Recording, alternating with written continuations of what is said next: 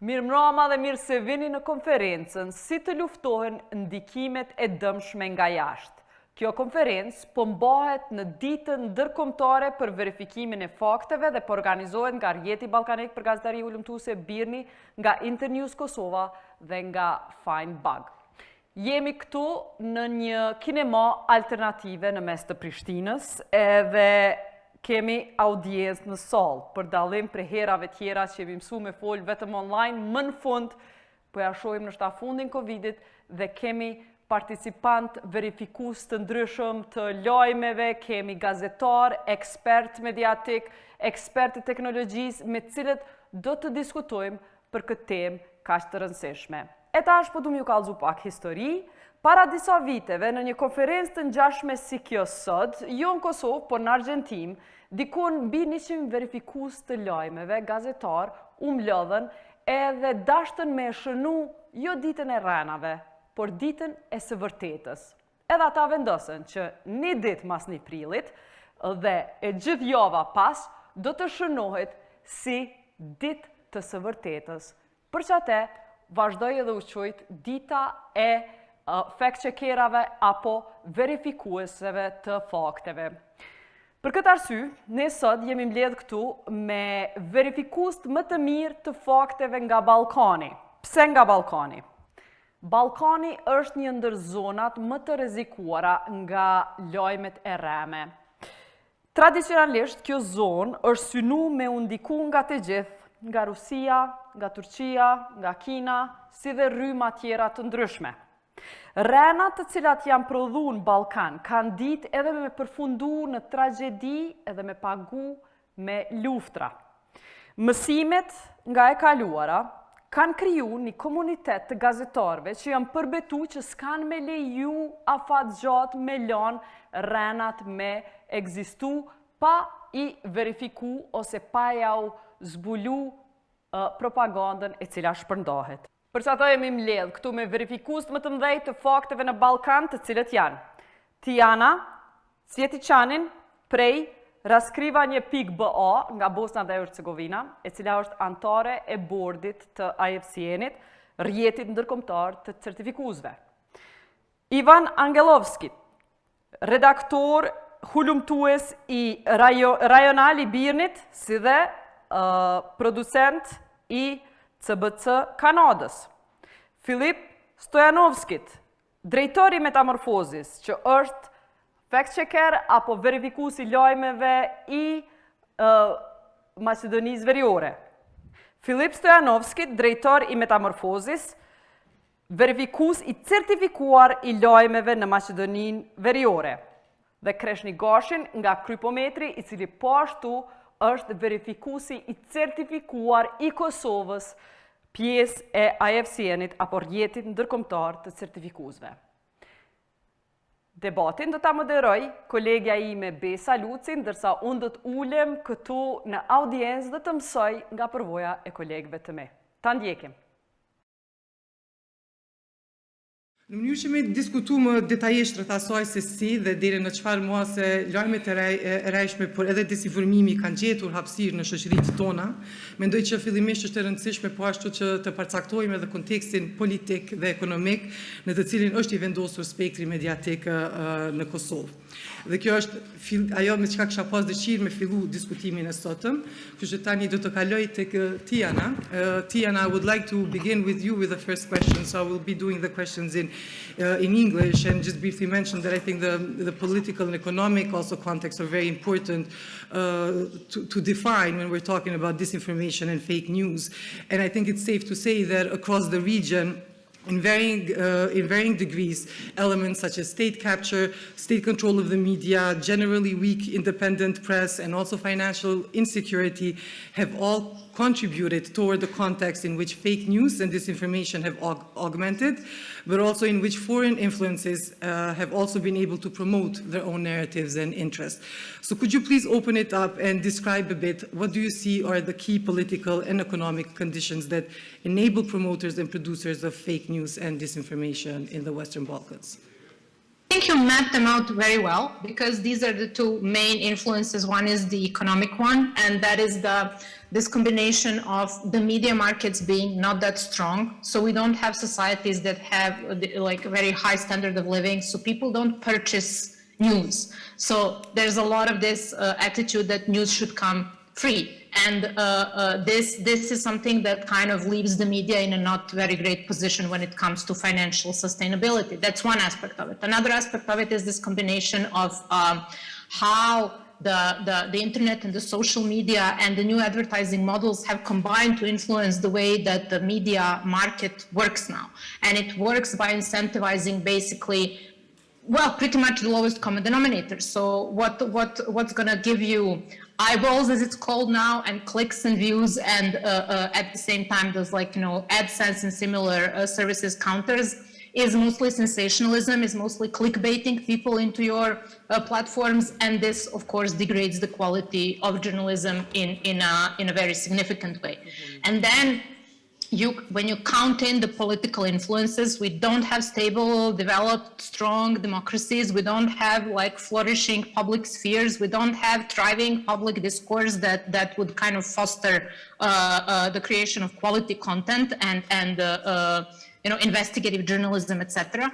We do have state capture in well, most if not all of our states. So you always have this political influence preying on the media scene, and it also tries to exert economic influence over it. So the media are usually stuck between these incentives to become more sensationalist, more, you know, clickable in any way possible, and the incentive to become subservient to political interest. And at the cross-section of these two influences, you do get a lot of disinformation, whether it is the opportunistic disinformation that you kind of put out there just to get, you know, clicks and views, or if it's disinformation that is directly serving some sort of political propaganda, be it of your own political actors or the political actors outside of your country. So these are the main influences that we're also seeing in doing fact-checking, in doing the analysis or debunking of false information, and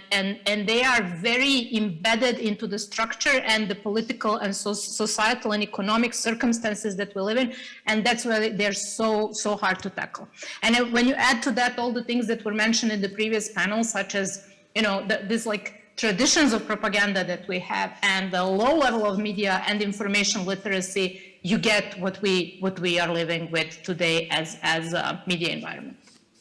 Thank you very much, Tijana, for that introduction, and we'll definitely be coming back to you with some specific examples of your work. But for now, I would like to move to Ivan, and it was touched also in the previous discussion about the foreign influences in the media, and I think also naturally because of the current situation with the war in Ukraine, the tendency is more to talk about the influence that the Russian government has been playing in this regard, and we are very much aware of the spread of Russian media presence in the region, whether through opening their own media channels or funding existing one, translation of content, then also local media republishing original content and whatnot. So it's been going on for from some years, and it's also been talked about, discussed about more, but sometimes less we have talked about the role that China is potentially playing in this regard. So I thought it would be interesting in this panel to touch a bit in that aspect, because it's being paid less attention to, more in terms of economic investments in the region.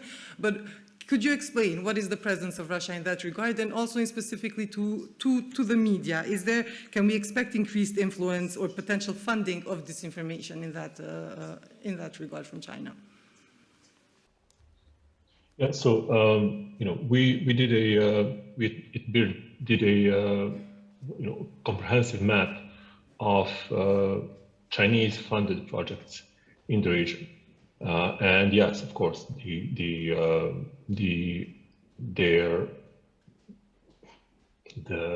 finances that go to media are significant there as well.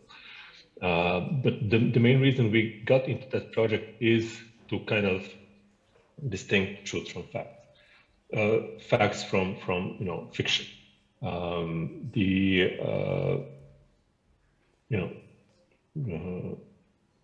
What is kind of created in news media in the region about China's funded projects is that those are Chinese investments, or that's something that China is giving to the peoples in the Balkans.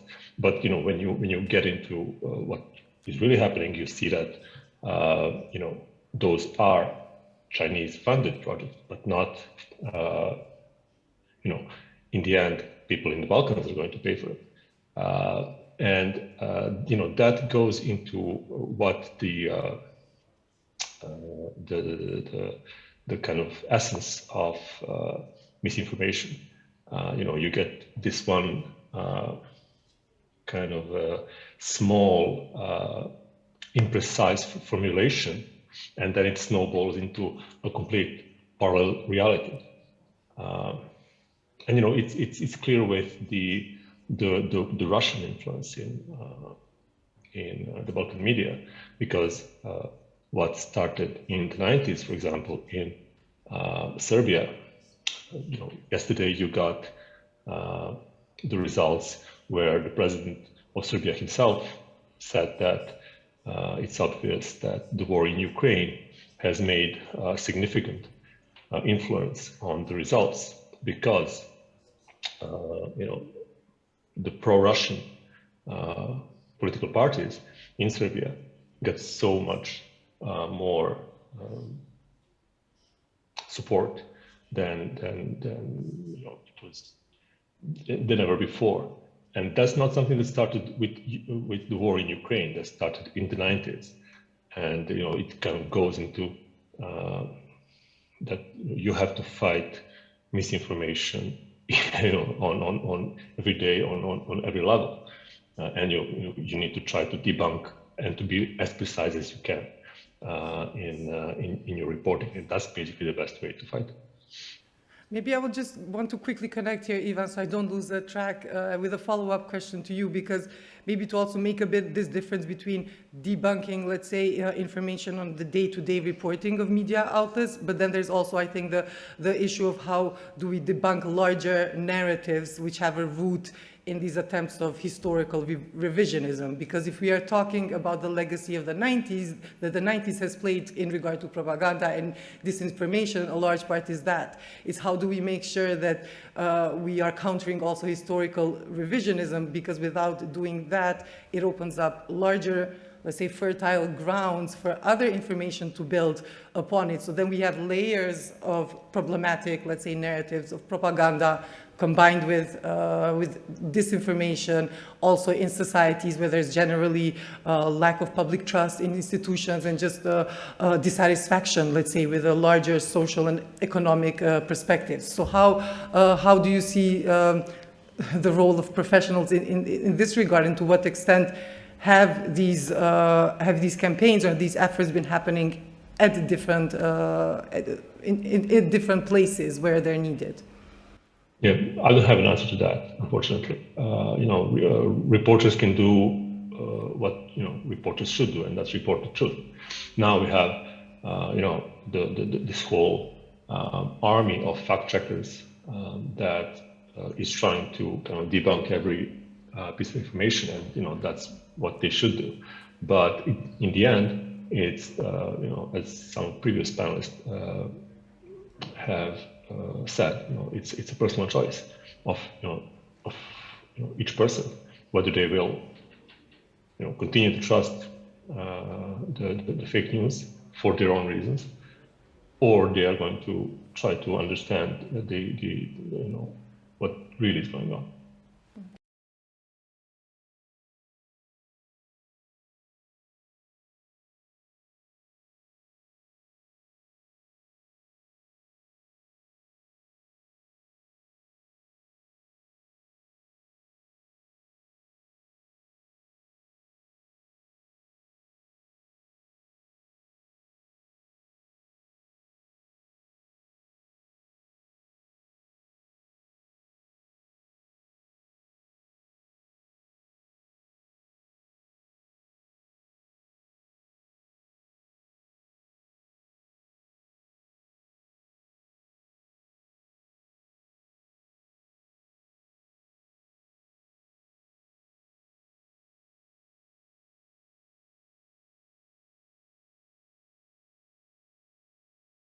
Yes. Hi, everybody. It's an honor to participate in this great conference. And I would like to salute everybody who is working on these issues, because at Metamorphosis, we think that it's really proven that professional journalism and fact-checking as part of professional journalism is a life or death issue, both with the pandemic and with the current aggression against Ukraine, the latest invasion. It's really a matter of utmost public interest to advance this topic, and basically to start working on a solution for the problem of disinformation, both in digital sphere and elsewhere.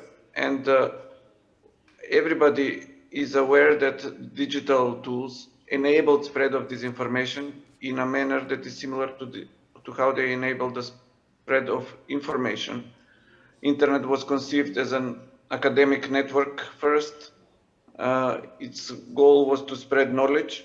Now we have a situation where those tools who were meant to be spreading good and benefit for humanity are used for advancing the goals which are completely opposite to freedom of expression, such as spreading hate speech, which is a criminal offense, spreading disinformation that is justifying or minimizing genocide or human rights violations or war crimes, which is also a crime in at least some of the Western Balkan countries, such as North Macedonia.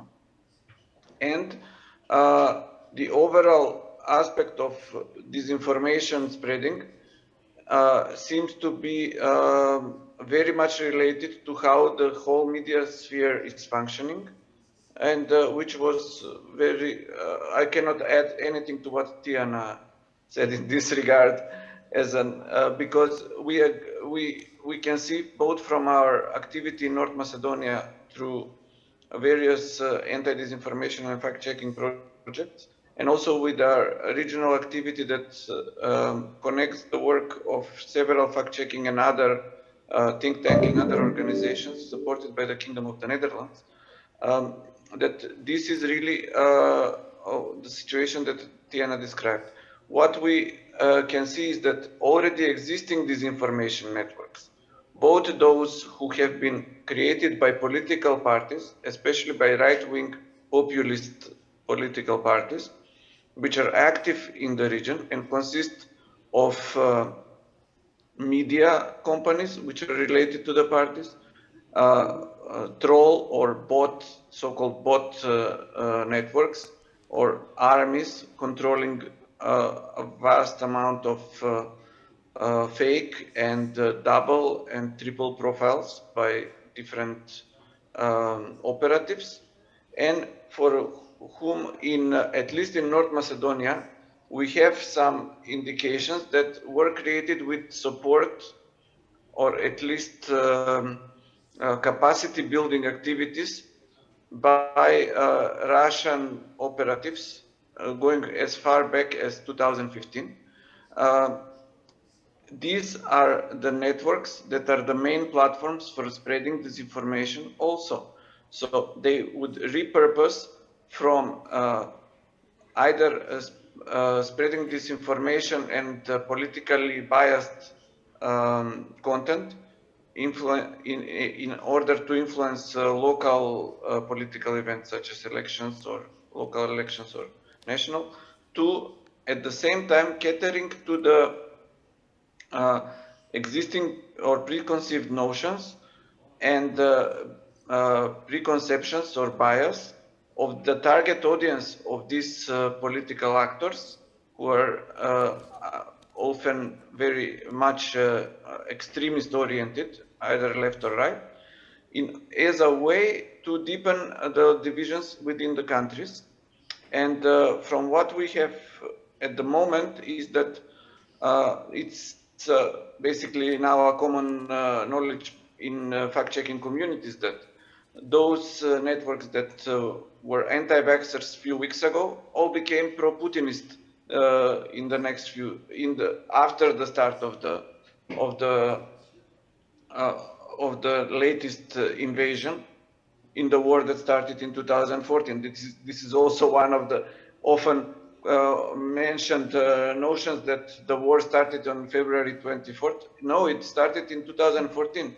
This is just the latest iteration, which is escalation. And what we see is also complacency by mainstream media, which exert that they are very much vulnerable to either foreign influence in some countries or to the influence of proxies, local proxies that are linked to the foreign influence, which is malign and which is based on spreading disinformation and on narratives which are countering the democratic values and also the truth about events that are happening now, but also exploiting the already laid groundwork of disinformation that has been going on for decades in the Balkans, especially in relation to the wars of the 90s and their consequences.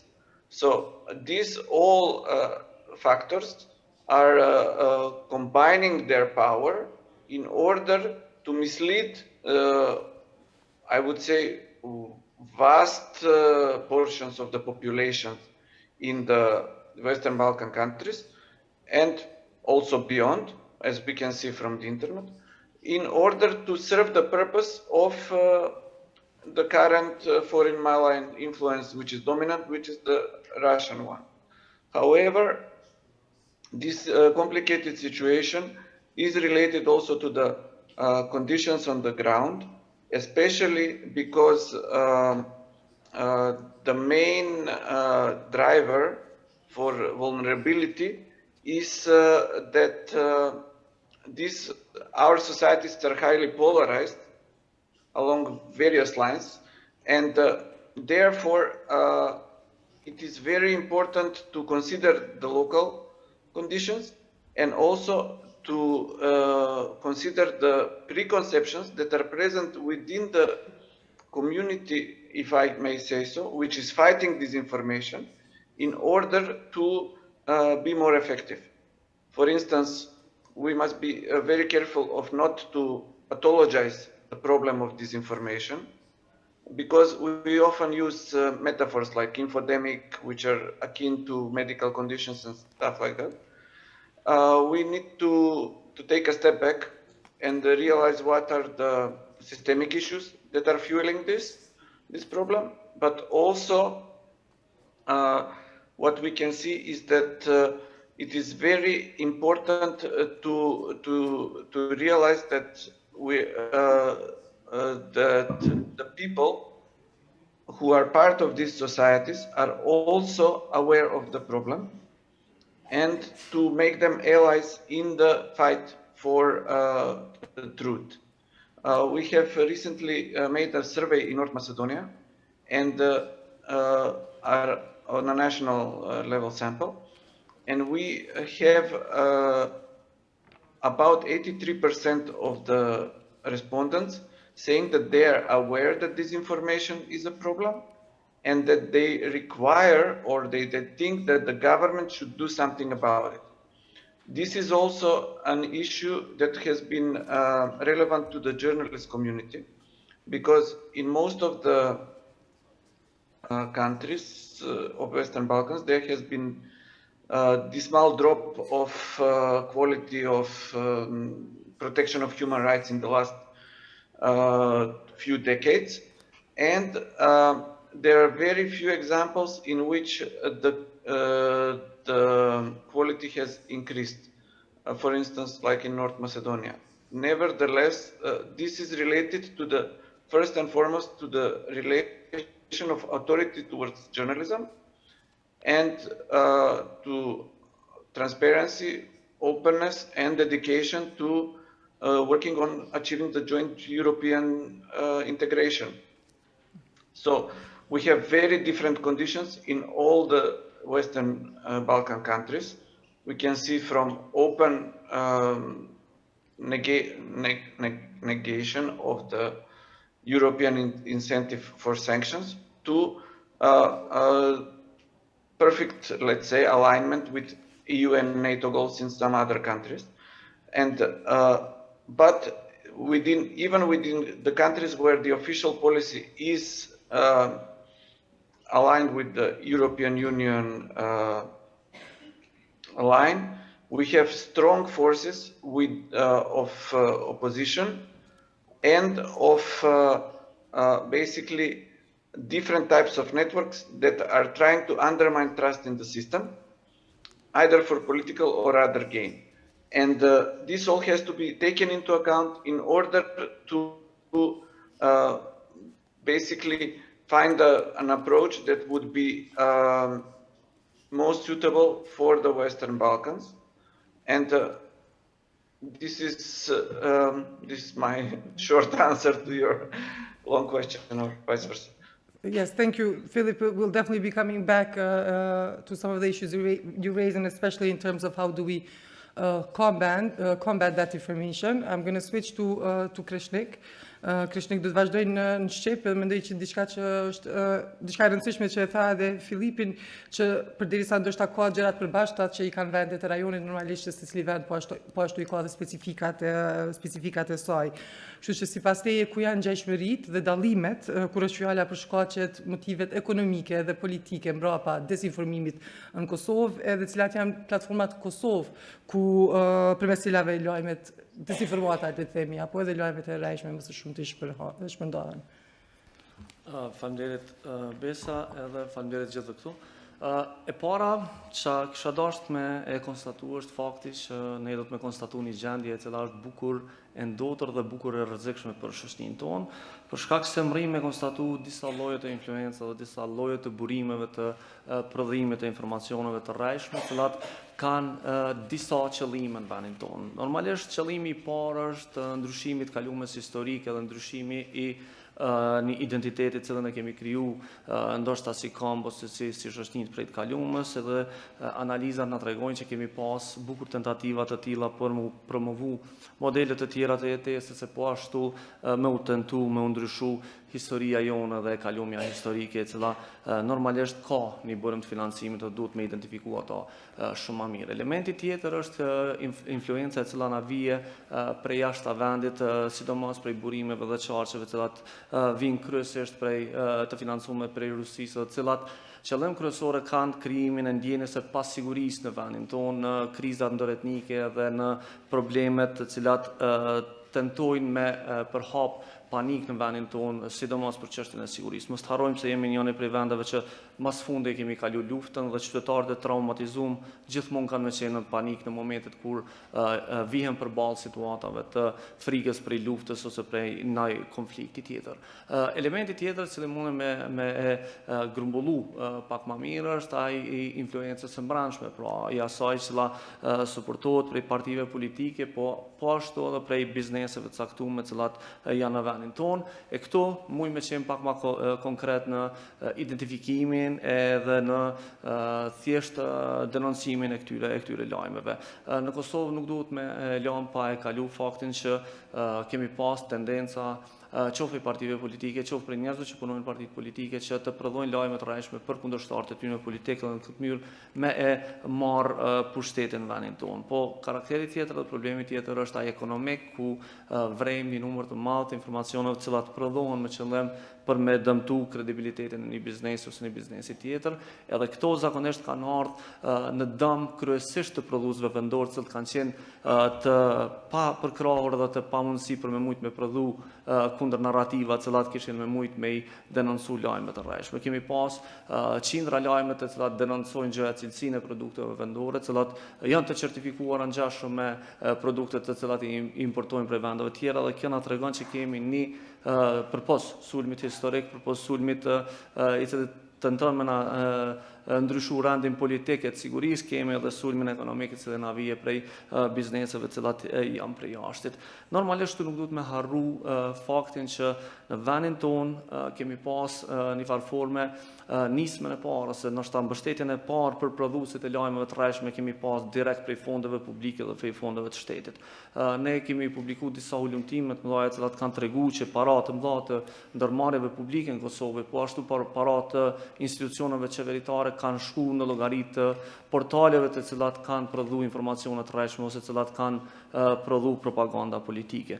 Vetëm në një anën prej ndërmarrjeve publike janë financuar dikon mbi 110 portale të cilat kanë funksionuar në Kosovë, pjesa më e madhe të cilave nuk kanë qenë anëtarë të Këshillit të Mediave të Shkruar. Dhe kjo për neve është shqetësuese për faktin se ju kemi ndihmuar me paratë e buxhetit të Kosovës, me urrit edhe me marr audiencën e tyre, me ndërtu kapacitetet e tyre dhe sot më shndruan në makina të prodhimit të lajmeve të rreshme, që do duhet të ishte kundërta që paratë e shtetit të investoheshin në mënyrë që ato më u përdor për mbrojtjen ndaj lajmeve të rreshme dhe për krijimin dhe ndërtimin e kapaciteteve institucionale dhe kapaciteteve intelektuale të shoqënisë për zhvillimin e mendimit kritik. Si shoqëni në Kosovë kemi probleme të mëdha me mendimin kritik për shkak se rezultatet e PISA-s na tregojnë që jemi në fund të tabelës dhe kemi një sistem edukativ i cili nuk promovon mendimin kritik, gjë që na çon në nivel të lartë të rrezikshmërisë për influencës e cila mundet me në ardhë, qoftë prej jashtë, qoftë prej brenda, dhe këto duhet me adresu në planet qeveritare, në planet institucionale, në mënyrë urgjente dhe në mënyrë shumë të shpejtë. Ajo që kisha pas qef me përmendu, po ashtu është fakti që në vendin tonë lufta ndaj lajmeve të rreshme, lufta ndaj propagandës është duke u zhvillu vetëm prej disa organizatave të shoqënisë civile dhe prej disa mediave kredibile në vendin tonë, cilat me mund edhe me resurset e veta janë duke e bo këtë punë mirë, por nuk ka asnjë plan, kisha me e qujtë shtetënor dhe asnjë plan strategjik, vizionar, kombëtar i cili kish me i parandalu informacionet e rreshme edhe shpërndarjen e dezinformatave. Në Kosovë kemi të ndërtuar kapacitete gjigande të PR-it të qeverisë të Kosovës dhe të institucioneve të Kosovës, mirë, por nuk e kemi asnjë kapacitet të ndërtuar me cili kish me mbrojtë këtë shoqëni prej lajmeve të rreshme. Hjek këtu kapacitetet të cilat janë të mediat dhe të shoqënia civile, zyrtarët të cilët punojnë në institucionet shtetënore nuk e çajnë kokën fare për me mbrojtë këtë shoqëni prej informacioneve dhe të rreme dhe dezinformatave. Ajo që e kemi thënë në vazhdimsi është që në shtetin e Kosovës punojnë dikun rreth 250 zyrtarë që punojnë në zyrat për media dhe në zyrat e komunikimit publik e strategjik, të cilët në përshkrimin e detyrave të tyre të punës e kanë vetëm promovimin ose fotografitë e ministrave dhe të kryetarëve të komunave, po jo edhe mbrojtjen e shoqënisë prej lajmeve të rreshme dhe të dezinformatave. Dhe mendoj që lufta e Ukrainës na ka bë me ngrit alarmin edhe me pa nëse mundem ja ndrru vendin e punës ty në njerëzve dhe me bë aleat në luftën kundër lajmeve të rreshme. Mekanizmat shtetënore kanë dëshmuar në vazhdimsi që janë të paaftë për me mbrojtë këtë shoqëni prej lajmeve të rreshme. E kemi pas situatën e Covidit edhe thjesht është dashur mu angazhu gjithë mjekët e Kosovës për me mbrojtë shoqëninë prej dezinformatave të cilat kanë qenë, për shkak se mekanizmat institucionale kanë qenë bukur vështirë të qasshëm edhe të thjesht rezultatdhënës për këtë fushat. Ajo që du me përmend për fond është edhe problemi tjetër të cilin po ashtu vazhdojmë me përballë për shkak të mungesës së mbrojtjes institucionale, na njerëzit të cilët jemi të marrë me luftimin e lajmeve të rreshme dhe me luftimin e dezinformatave dhe me zbulimin e burimit të financimit të mediave të cilat prodhojnë lajme të rreshme. Në Kosovë, ata të cilët kanë punuar dhe kanë publikuar informacione se kush i prodhon lajme të rreshme, se kush i financon lajme të rreshme, se kush është i financuar në mënyrë të dyshemt mediat, janë përballë me fushata gjigande të cilat i kanë sulmuar drejt për drejt me informacione të rreshme. Edhe këtu nuk është problem që nuk i kemi identifikuar kush po i bën këtë punë, po problemi është fakti që institucionet tona nuk arrin me garantu mbrojtje për njerëzit të cilët hulumtojnë edhe i bojnë debunking informacionet të rreshme.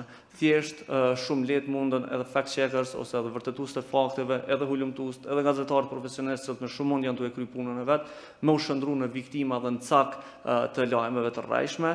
E kemi provu në disa raste, janë të e provu mediat në vazhdimsi ata që janë duke i denoncuar lajmet të rreshme, dhe kjo krejt si pasojë e faktit që në sistemin tonë gjyqësor lanë të cilat janë padi për shpifje dhe fyrje nuk janë trajtuar. Për momentin I kemi dikon mbi 250 paditës shpifje dhe të fyrjeve të cilat janë në gjykatat e Kosovës. Një pjesë e tyre janë të hartuar prej gazetarëve profesionistë të tentojnë me marrë mbrojtjen e shtetit në këtë drejtim. Mirë po për fat keq nuk kemi rezultate në këtë drejtim dhe mendoj që është koha e fundit kur shteti duhet me garantu mbrojtje për njerëzit që merren me hulumtimin e këtyre temave, për shkak se njerëzit mund me pyet shumë shpesh cila është zhandri ndoshta më I vështirë I gazetarisë. Për shumë që është zhandri më I vështirë I gazetarisë hulumtimet e thella, zbulimi I aferave të korrupsionit e tjerë. Po për mendim tim, zhandri më I vështirë në këtë profesion gjithmonë ka më qenë me bë fact check në historinë që na ka kryer një kolegi yti. Edhe me shku mbrapa gjitha burimeve të tyne, edhe me pa nëse ata kanë qenë vërtet ose jo. Me tentu dhe me zbulu se kush ja ka financu kolegu të në storyn, me tentu dhe me zbulu nëse ai ka qenë në raportimin e vetë I drejtë dhe I vërtet për publikun. Kjo është menoj njëna prej zhandrave më të vështira të gazetarisë dhe menoj që është njëna prej sfidave të reja me cilat ka mu përballë gazetaria në Kosovë. Mendoj që në këto vite kemi mri me eduku një gjenerat të re të gazetarëve, të redaktorëve, cilët e kanë thy atë marrëveshjen gentlemane e cila ka qenë në mes mediave të Kosovës që gazetarët nuk raportojnë për kolegët e tyre, nuk raportojnë për shkrimet e kolegëve të tyre dhe për mënyrën se çu ato financohen, mirë po mendoj që duhet shumë punë ende për me mri, me avancu në këtë drejtim dhe me u përballë me gjitha sulmet që I përmenda më herët, që I vinë vendit tonë për lajme të rreshme. Faleminderit Kreshnik, edhe fakt pjesën e dytë diskutimit kisha pas dëshirë me u ndërlidh me punën e cila po bëhet në fakt në këtë drejtim.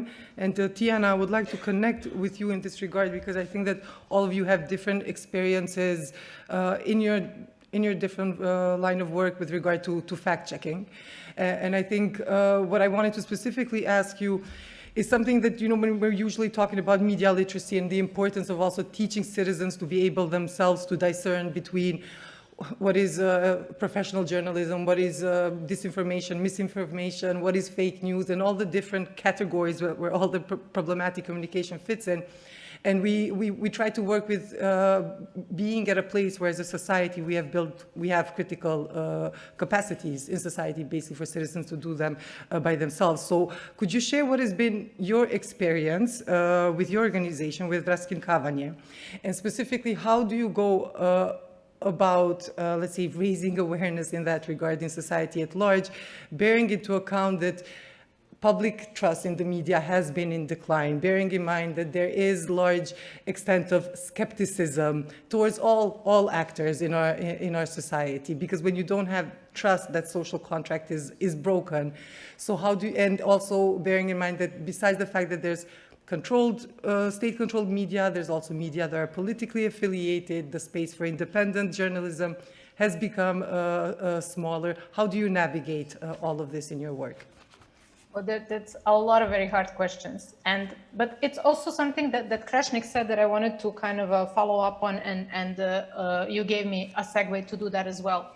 In terms of like media literacy and how to tackle the lack of media literacy, what caught my ear was this mention of critical thinking and how our education systems do not produce people who are kind of equipped to do critical thinking. But what we need to be wary of and cautious when we talk about critical thinking is the fact that there's this researcher of disinformation, his name is Michael Caulfield, if I'm not mistaken, and he raises a very good point that critical thinking if you're trying to tackle online disinformation can sometimes work against you, because this like online economy is the economy of attention, and critical thinking is deep attention. So if you're teaching people to spend a lot of time on disinformation, trying to find sources, trying to find evidence, trying to kind of research, you're getting dangerously close to this what's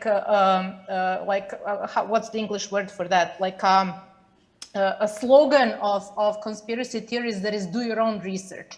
I think we're moving into a place where this is not the solution. The solution is to teach people efficient approach to information online.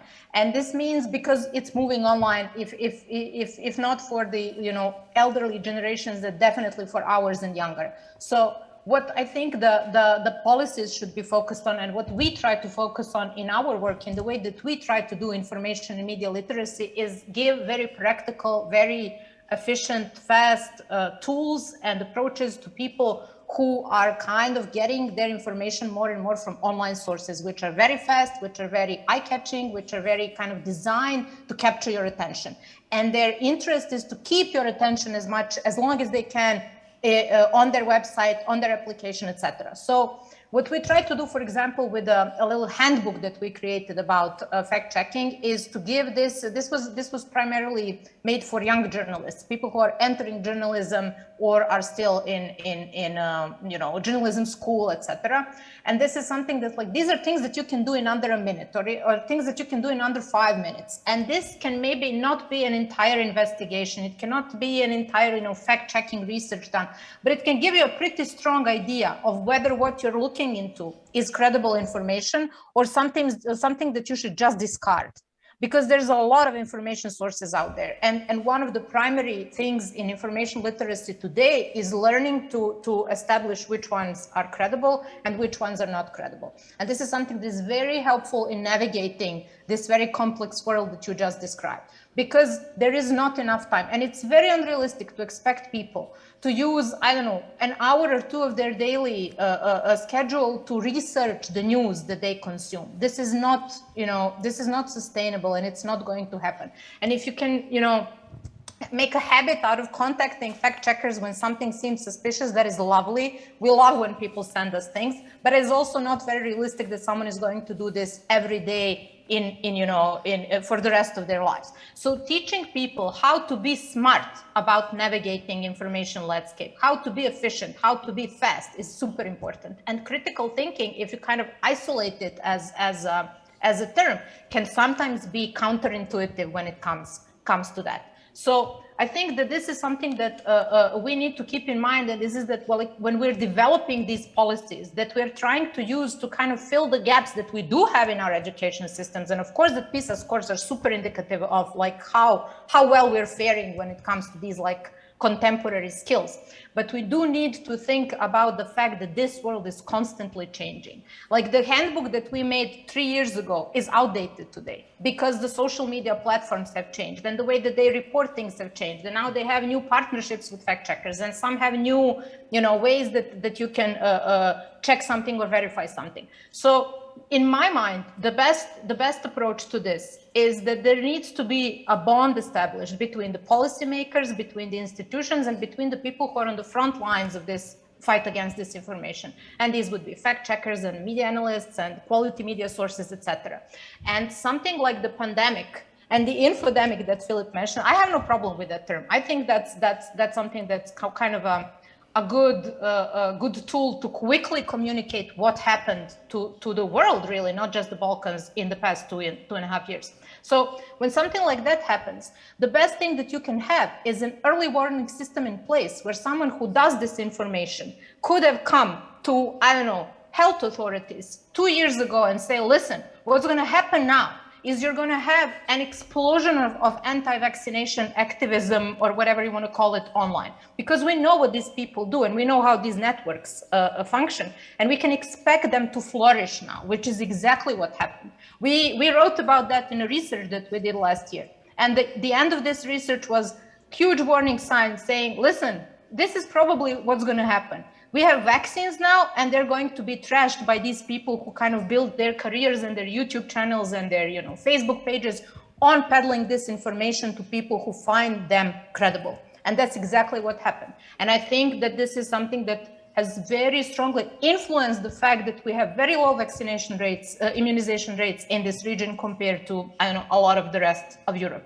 So this kind of collaboration and this kind of partnerships need to be established if we want to build this resilience to this information. We who are kind of looking at this every day for years and years, and we know we can recognize the warning signs, and we can give these warnings to people who can make policy decisions, to people who can make information campaigns. Information campaigns about vaccines in the Balkans were terrible, in my opinion. So they did not reach people where they were. They left a lot of these fears untackled that were created by these, peddlers of disinformation. And a lot of these things, we also need to be cautious of another thing, that is that not all of these are created by someone or paid by someone or funded by someone in a way that is kind of directed and orchestrated. A lot of this is purely, for financial, economic motives. This is how people make money. In the societies where employment is so low as it is here, this is how people make money. They create false news and then collect money on clicks. So we need to be realistic and we need to be up to date with all of these trends in order to be able to, contribute. Each of us has their share to contribute. We have our share, the platforms have theirs, the policymakers have theirs, the health institution, if we're talking about the pandemic, or I don't know, maybe security institutions if we're talking about, propaganda that is on that level, on that side of the societal and political spectrum. So this is something that kind of requires resilience, requires attention, and requires constant, being up to date with all these trends and being in communication with different stakeholders from different sectors of the society. If that's not in place, then you will not have a quality and efficient response to all of these very, very dangerous trends that are, they're here and they're not going away, and they're probably going to get worse. What Filip said is very on point. Like, we are seeing those people who peddled anti-vaccination disinformation for 2.5 years. Now they're all of a sudden geostrategic, geopolitical experts who are trying to kind of justify Russia's aggression on Ukraine. And they are talking to large audiences, and they are being listened to, and they are being believed. And these are the things that are going to keep happening. And this is why I think that we need to be very, very, broad-looking into all of these phenomena.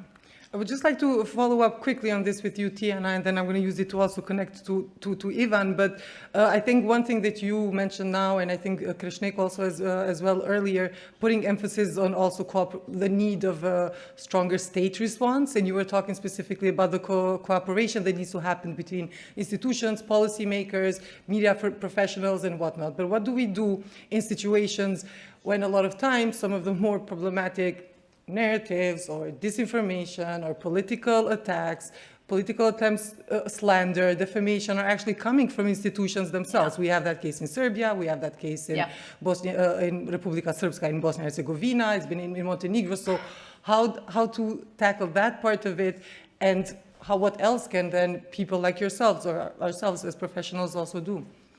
That is one of the hardest questions that I really don't have an answer. And a similar one is like, the trust that was mentioned several times is one of the key factors to build resilience. And how do you do this when people don't trust the institutions? And they don't trust them because in a lot of cases they have good reasons not to trust them, because they are, permeated by corruption, because they are being filled by people, coming there from nepotism, not from competence, etc. And these are things that we as like societies that don't have strong democracies are going to continue to struggle with.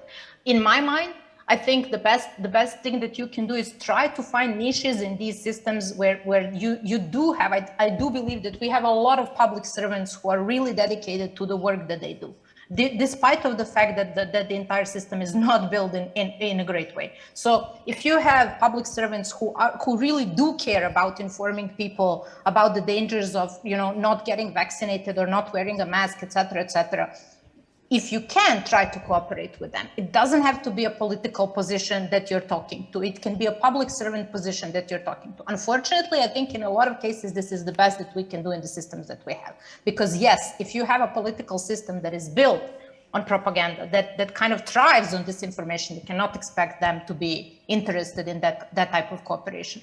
But when specific issues are in question, such as protecting people from a potentially deadly virus, maybe you can find partners even in these systems. And this may be super optimistic on my part. I don't know the formula on how to do that, but that's, I think, what's realistic at this time. Thank you. Even I would like to extend the same question actually to you, and maybe to also just build upon it as well. Is that how, to what extent can different ACT professionals, media outlets, specific projects in the Western Balkans, to what extent in the existing environment they can do, let's say, if we can call it successful fact-checking? So to the extent that they come out and they debunk certain narratives, they debunk certain information, and that actually it's considered, yes, it's changing the narrative for the good in our societies. Well, they have to do their job, basically. That mistrust in institutions, it kind of segued into mistrust. People don't trust institutional media, and they don't trust traditional media because they don't trust institutions, in any way. And that's there is a big responsibility from traditional media in there, and people then go to alternative sources on Facebook, on Telegram, on Twitter, on social media, and there they are preyed by different influences. There was here in Canada, there was a huge protest against vaccines, and immediately when that started, a number of fake Facebook and Telegram groups appeared, and it's not something that's politically. There was no politics behind it, but there were groups from India, from Pakistan, from other countries, where they would just try to use the what's very popular thing and basically create marketplace for their own purposes. So the fake news is extremely complex topic, and the only way you can fight it is by first of all doing your job and be careful about the facts that you're reporting on, but then trying to debunk the narratives and the groups that are making them. So if our job is to report on these groups that are using fake news for their own purposes, whether it's political or economic. And basically, there's nothing more to say about this, except let's try to offer an alternative that people can trust, and let's make that trust between users, between readers, and news outlets. Thank you. Thank you, Ivan. I'll use this to connect also to Filip, because Filip, you also mentioned a survey done in North Macedonia about 83% of respondents being aware that there is a problem of misinformation. And I know that also with Metamorphosis, you have worked in various debunking projects. So just what has been your experience in that, with the debunking particularly? And if you can bring some example of some, let's say, very major event or information that you have debunked through your work and that has potentially stirred reaction to it, how it has been accepted. But also I would like to, another question, I'll just throw it immediately for you now, is I would really like to hear you comment on the decision of the European Commission to also ban Russia Today and Sputnik. That's something that we also, that's happened as a consequence in Kosovo as well. The decision was taken by the government.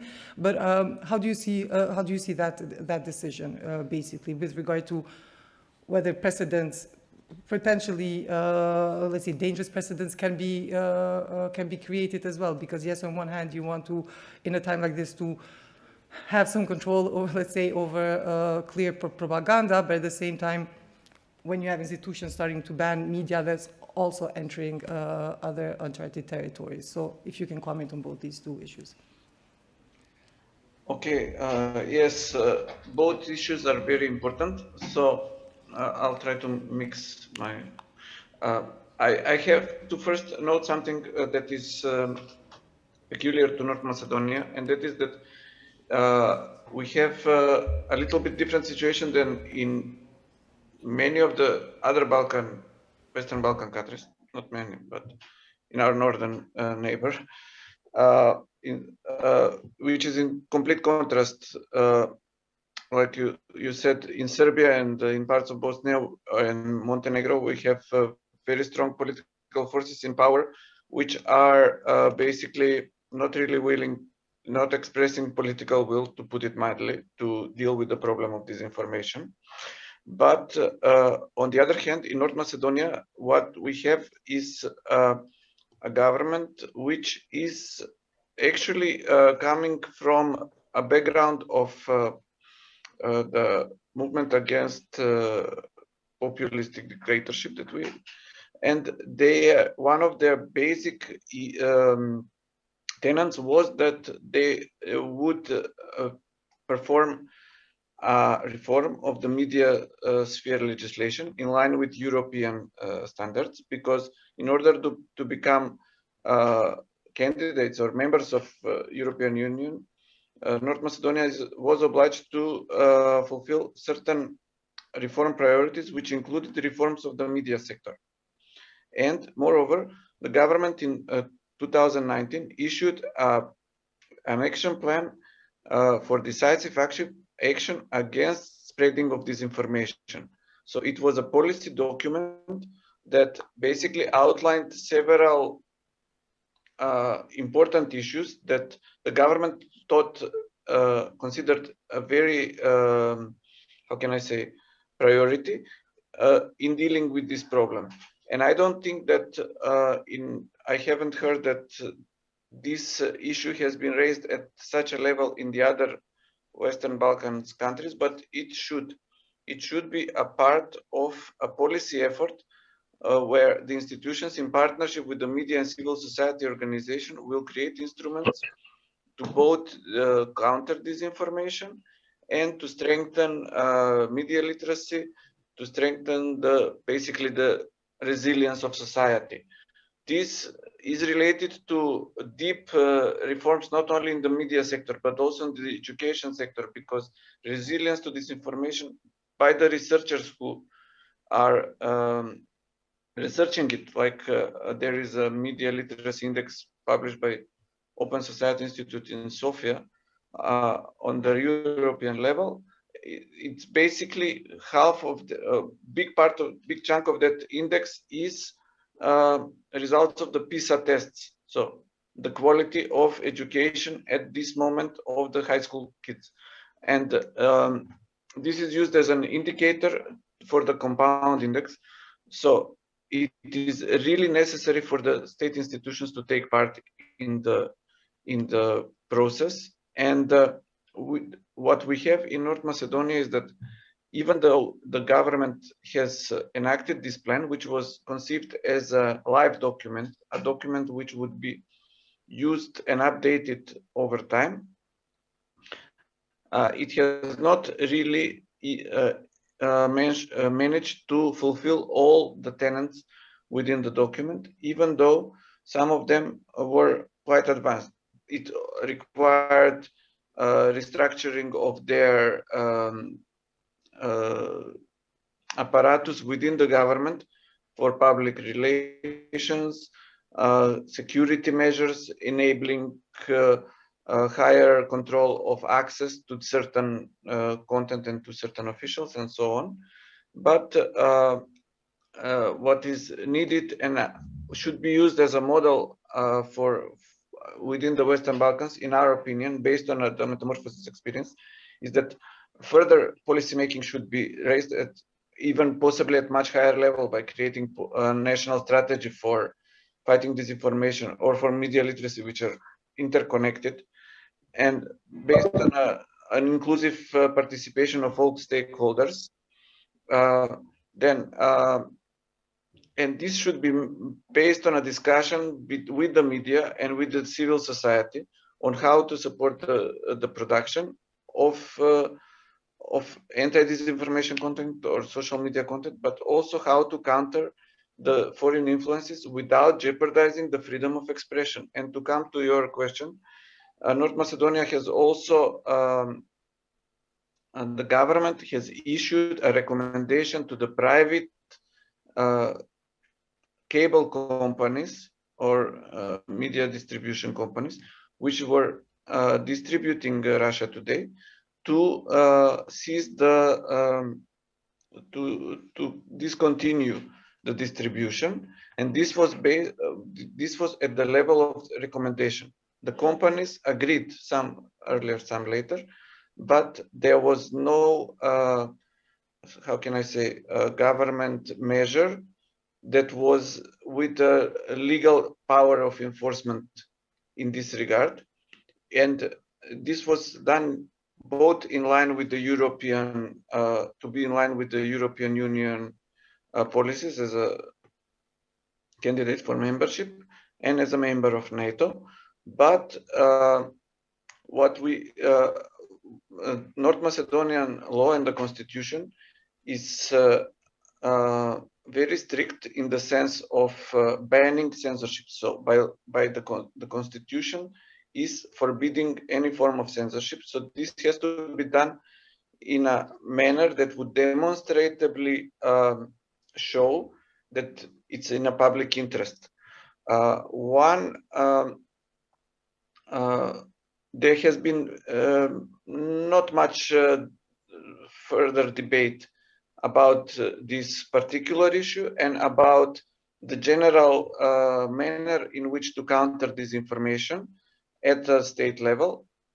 But in the past, the journalistic community was very much opposed to new regulation in regard to the media sphere, in fear, because during the period of state capture, any law, even those made with the best intentions, were misused by if they were in charge of implementation by corrupt institutions or corrupt elites. So this experience of state capture that ended in 2017 informed the caution of the journalist community of not agreeing to initiatives of new regulation. However, there are now signals that, considering the scope and the effect of the problem of disinformation, this public debate can include also new regulation, including regulation referring to online media, which is not covered by the broadcasting law and by the media laws so far. So, in the past and so far, the journalist community is stressing the aspect of self-regulation, of creating a registry of professional media, of urging the companies not to finance through advertisement the unprofessional media who are not in the registry or who don't adhere to minimal standards of transparency and so on. However, and this is echoed in the research that I quoted by Metamorphosis, conducted just few weeks ago. What is also important... Philip, if I can just kindly ask you just to bring it to an end, because we need to go to the last panel before we close the session. I would also like to note that there are many preconceived notions about resilience to disinformation. For instance, there is a notion that Russian influence is big among Serbs or among Orthodox Christian populations, such as ethnic Macedonians or Bulgarians also, but not so much amongst Albanians. Due to the history with the wars of the 90s and previously and afterwards. But what we can see is that these types of disinformation, which further foreign malign influences, when they are using all kinds of fissures in society, all kinds of divisions, and they use them as entry point to even influence the traditionally the communities which are not considered so much vulnerable. For instance, we have encountered a situation in which religious figures who address the Albanian community in Skopje, imams, are basically parroting Russian propaganda and promoting the Kremlin views about Ukraine because of overlap of their, let's say, set of values, which is related to the history of Russian governments using homophobia as a tool of influence or as a tool of repression, then various conservative issues, family values, and so on, and also as a way of supporting authoritarianism, authoritarian worldview. Thank you very much. Filip, unfortunately, we don't have much time to continue expanding also some very important issues you raised at the end, but I would like to, Kreshnik, for the final contribution, bring it back to you. Dhe Kreshnik nëse kishte shumë për diçka që përmendi edhe Filipi, rëndësinë e rregullimit, qoftë rregullimit edhe vetë rregullimit, u fal edhe shumë për rolin që ndoshta institucionet, strategjitë ndryshme i përmendi edhe ti më herët që kishin vitur përpilu në këtë drejtim, po mendoj që në fundit sërish kthehemi tek profesionistët edhe si ne vetë duhemi me rregullu gazetarinë, përgjegjësia më e madhe bie tek ne, kështu që shumë shkurt nëse mundesh për fund lutem se çka po punohet ndoshta pak në rajon edhe në Kosovë sa i përket rregullimit edhe vetë rregullimit të lajmeve të rreshme. Besa e para që kisha pas shumë qef me dal prej kërkesave që institucionet me nisë me punu në drejtim të kësaj pune, nuk duhet me u keq interpretu dhe me shku në dëm të asaj që ka është ndërtu deri tash. Pra, nëse kërkesa që institucionet duhet me nisë me qenë aktive për kthehet tek nismat të tilla që është ajo në Shqipëni ose që kemi pas nismë në Kosovë që mediat online me hinë në sistemin e rregullimit, atëherë kemi me bë shumë hapa mbrapa në lirinë e shprehjes. Dhe kjo është dëmi më i madh që mundna mi apo lirisë shprehjes në vendet tona dhe këtë model nuk duhet me njeh asnjë vend i Ballkanit. Vetë rregullimi dhe sistemi ligjor janë mënyrat më të mira për me mujt me luftu lajmet e rreme, shtu këtu edhe rritjen e nivelit të edukimit dhe nivelit të parandalimit të shpërndarjes së lajmeve të rrejshme. Sfidat që i kemi në Kosovë për mëna janë bukur serioze dhe duhet definitivisht me adresu. Sfida e parë që duhet në mënyrë emergjente me e adresu është sigurimi i një burimit të sigurt të financimit për këshillën e mediave të shkruar për shkak se është si institucion ligjor mirë, por nuk ka një buxhet të dedikuar prej qoftë buxhetit të Kosovës, qoftë prej ndaj mekanizmit tjetër të financimit të saj, dhe është emergjente për me siguru një buxhet për këshillën e mediave të shkruar në mënyrë që ky këshill me qenë funksional dhe me kry rolin e vet ligjor edhe në mbikëqyrjen e kodit të etikës. Në anën tjetër duhet me u avancu shumë sektori tjetër i sistemit të drejtësisë në ndërtimin e parimeve se qysh gjykohen landet e shpifjes dhe qysh duhet me u trajtu ato, e po ashtu dhe mekanizma tjerë institucional që të përmena ma herët, që kontrollojnë në një farë forme shpërndarjen e informacionit në internet, të e pas parasysh këtu kontrollimin e burimeve të financimit, për shkak se këto janë shumë të rëndësishme për me i pa dhe me i hulumtu. Prej asaj që muj me thonë për i përvojës në kalumen është që institucionet e Kosovës kanë qenë të pafta me gjetë burimet të financimit të prodhimit të lajmeve të propagandave ose lajmeve të rrejshme.